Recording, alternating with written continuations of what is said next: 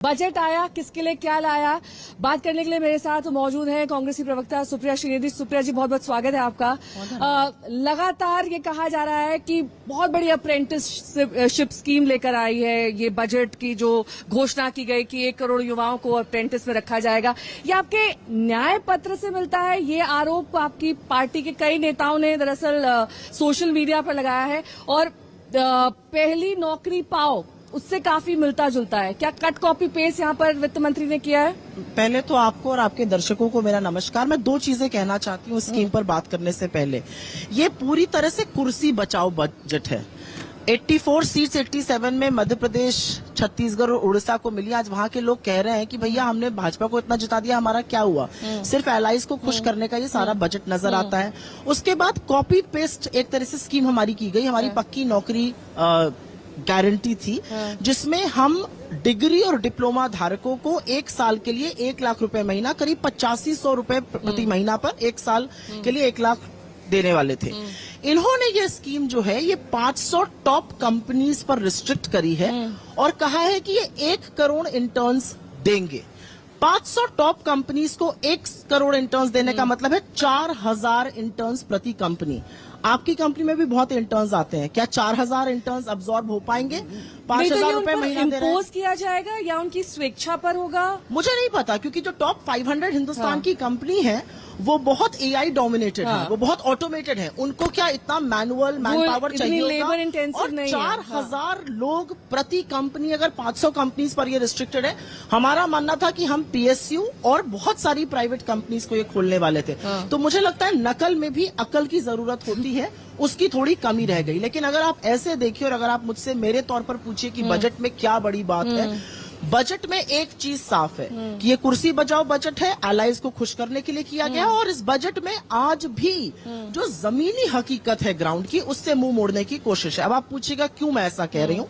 मैं ये बिना राजनीति करे कहना चाहती हूँ। ठीक है। असलियत यह है कि इकोनॉमिक पॉइंट ऑफ व्यू से, बिल्कुल इकोनॉमिक पॉइंट ऑफ व्यू से असलियत यह है कि जॉब क्रिएशन त्राहिमाम मचा हुआ है। सरकार ने पहली बार जॉब शब्द और एम्प्लॉयमेंट शब्द का प्रयोग भी करीब 30-32 बार कर डाला। लेकिन इस बजट में ऐसा क्या है जिससे नौकरी की या निवेश की सुई घूमेगी? सवाल इस बात का है। सवाल इस बात का है क्योंकि आप आंकड़े समझती हैं, आप बजट को पढ़ती समझती हैं। मैं कुछ आंकड़े यहाँ पर एग्रीकल्चर के सेक्टर से, हेल्थ, एजुकेशन के हिसाब से रख देती हूँ। हर चीज पर इस बार का बजट बताता है कि पहले के बजट के अनुपात नंबर घटाया गया है।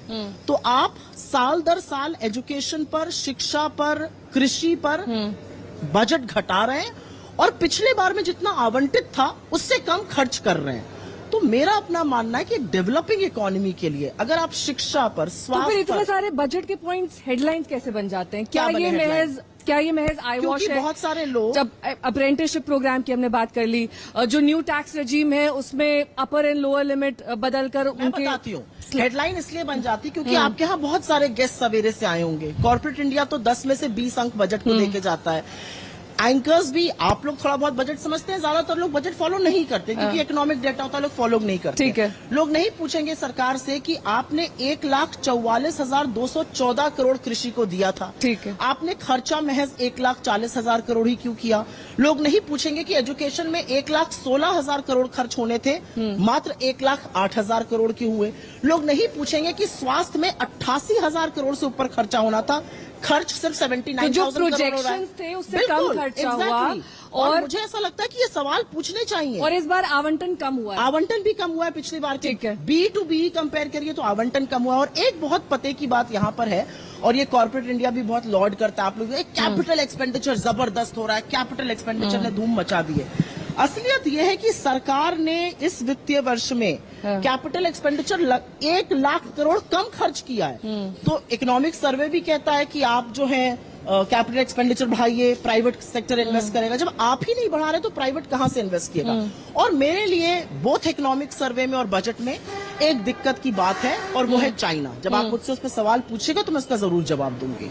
सुप्रिया जी हमारे साथ मौजूद हैं क्योंकि 2 राज्य जिन पर खास तौर पर आज फोकस किया गया है, और जाहिर सी बात है सुप्रिया जी, अपने दम पर सरकार बनी नहीं है, 2 लाठियों के सहारे या 2 क्रचेस कह लें उनके सहारे बनी है। तो जो ये पैकेजेस का अनाउंसमेंट है, ये आपको ऐसे नहीं लगता कि गठबंधन की मजबूरियां हैं और थोड़ा सा देर कर दी है, क्योंकि 2014 से ये मांग हो रही थी टीडीपी में, अब 2024 में जाकर 10 साल बाद ये पैकेज मिला है। और छोड़ा भी उन्होंने गठबंधन इसलिए था क्योंकि ये मांग पूरी नहीं हो रही थी, तो इतना इंतजार लंबा क्यों करना पड़ा। बहुत सारे सवाल पूछे जाएंगे, लेकिन मेरा अपना मानना है कि ये बिल्कुल अपनी कुर्सी बचाओ बजट है कि गठबंधन के साथियों को खुश रखो, उनको शांत रखो, कुर्सी किसी तरह से बची रहे।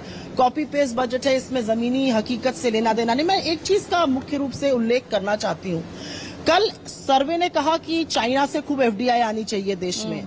आज बजट में कस्टम ड्यूटी इलेक्ट्रॉनिक्स और टेलीकॉम इक्विपमेंट में कम कर दी गई है। हमारी निर्भरता चाइना पर क्यों बढ़ाई जा रही है? हमारा जो ट्रेड डेफिसिट है चाइना के साथ वो $85 बिलियन है, और उसमें से अधिकांश पैसा जो है वो हम जो टेलीकॉम इक्विपमेंट और जो इलेक्ट्रॉनिक के इक्विपमेंट्स खरीदते हैं उस पर है, यहाँ पे मैन्युफैक्चरिंग के लिए। तो मुझे ये समझाने की कौन कोशिश करेगा या कौन ये बताएगा कि हम चाइना को इंसेंटिवाइज क्यों कर रहे हैं, हम चाइना पे अपनी निर्भरता क्यों बढ़ा रहे हैं? इस बारे में कोई चर्चा ही नहीं हो रही। चाइना को लाल आंख दिखानी थी गलवान, यानी कि चाइनीज मोबाइल और चाइनीज चार्जर्स जो है वो सस्ते हो जाएंगे। चाइनीज मोबाइल चार्जर, हम चाइना से जो हमारे यहाँ मोबाइल मैन्युफैक्चरिंग होती है उसका अधिकांश इक्विपमेंट OEM चाइना से आता है। और जब हम कस्टम ड्यूटी घटाते हैं इलेक्ट्रॉनिक्स पर या उन इक्विपमेंट पर, तो हम चाइना को फायदा पहुंचा रहे हैं। हमने क्यों कस्टम? तो आप इसे मजबूर बजट बता रही हैं, मुझे लेकिन कहीं ना कहीं कुछ तो मजबूती होगी, कोई तो ऐसा पॉइंट होगा। समझ नहीं आई, मैंने काफी पढ़ने की, मैं तो नंबर अरे फाइन पॉइंट्स तो आप समझती ना, मैं फाइन पॉइंट्स पढ़ती हूँ, इसीलिए मैंने आपको बताया कि मैंने तो वो नंबर्स पढ़े कि शिक्षा, ग्रीन एनर्जी के क्षेत्र में सोलर पैनल्स, जो जिस तरीके से हम वैकल्पिक ऊर्जा की बात करते हैं, बातें ना ये सुनने में बहुत अच्छी लगती हैं। उसका पलट के मैं पॉइंट पूछ सकती हूँ कि इस देश में 900 अरब रुपए 5 कंपनियों ने बचाए चीनी रूसी तेल मंगाकर। क्यों हमें और आपको सस्ता तेल नहीं मिल रहा है? बहुत सारे काउंटर पॉइंट्स हैं उन सब चीजों के।